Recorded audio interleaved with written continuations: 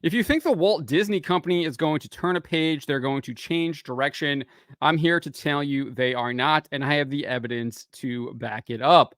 Before we get into this, I'd like to ask you, please hit that subscribe button, hit that bell for notifications so you don't miss any of our future videos here at the Trent Report.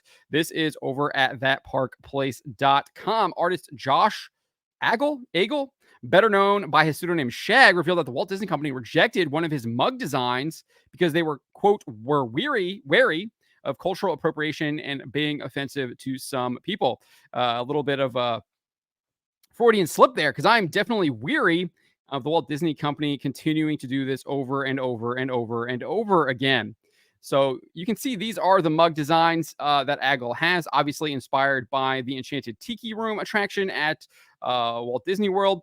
And I guess they have it at Disneyland as well. I'm not super familiar with the parks, obviously. I don't think there's anything really offensive, or I don't feel like it's culturally appropriation either. It's literally looks like something that could be part of the Enchanted Tiki Room. But this is what Agel posted to his Instagram account. And he titles the mugs Kapu Aqua. And he says that means forbidden god in Hawaiian.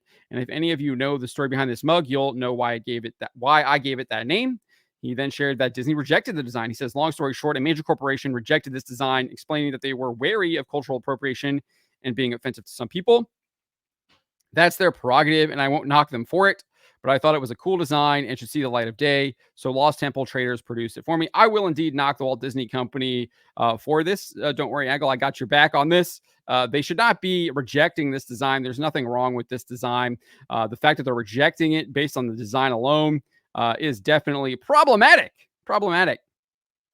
Because again, looks like it could be something out of the Enchanted Tiki Room. I'm sure people that go to the Enchanted Tiki Room wouldn't mind grabbing this mug as a souvenir, reminding them of the great time that they hopefully had at Walt Disney World or Disneyland during their time at the Enchanted Tiki Room.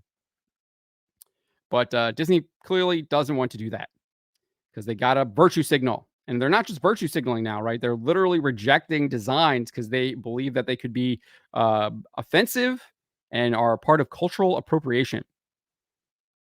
Agel then shared how his post is likely to upset the Walt Disney Company. He says, I know this major corporation isn't happy that I went ahead and released this, but I'm not happy with this major corporation.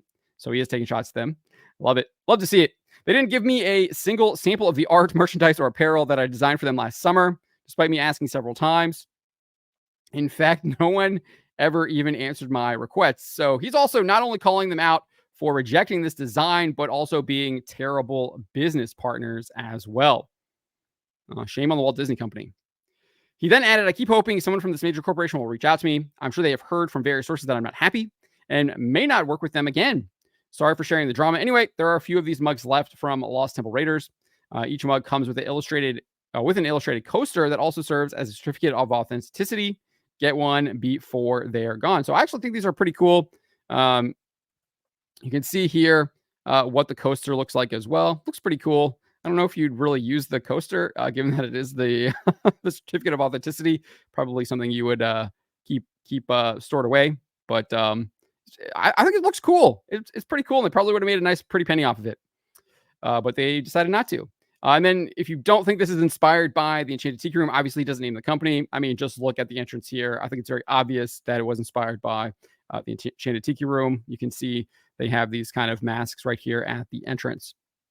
And it's no surprise that they're doing this. Obviously, there's so many different examples. I just highlighted one here in this article. It was from Vivian Ware, who's the Walt Disney Company's diversity and inclusion manager back in 2022 during the infamous Reimagine Tomorrow conference. She said, so we no longer say ladies and gentlemen, boys and girls. We provided training for all of our cast members in relation to that. So they know it's hello, everyone, or hello, friends. We're in the process of changing over those recorded messages. And so many of you are probably familiar when we brought the fireworks back to the Magic Kingdom. We no longer say ladies and gentlemen, boys and girls. We say dreamers of all ages. So I love the fact that it's opened up the creativity. It has not opened up creativity at all. You're literally trying to tell people that the way that we were created by God, that male and female sexes do not exist. It's despicable and evil. And obviously they're doing this to pander to these people. They don't want to be what did Agel say here? They don't want to be offensive to these people. It's sick and disgusting. But this is what the Walt Disney Company has been doing. I mean, this is from 2022. The Aggle stuff is just from this week. They're not changing. They're not going to change. So I hate to rain on anyone's parade who thinks that they're going to be changing. They're just not. There's no evidence of that. In fact, we continue to get more and more evidence that not only are they not going to change, they are going to double down and continue to double down. And that's good for me, I guess, because I'm going to keep calling them out, and hopefully more and more people will avoid their movies. We will see even lower box offices for films such as the Marvels. We'll see their Disney Plus shows continue to have declining viewership. We will see people continue to unsubscribe from Disney Plus. We saw 400,000 people in the United States and Canada unsubscribe from the platform. So it's good to see those things happening.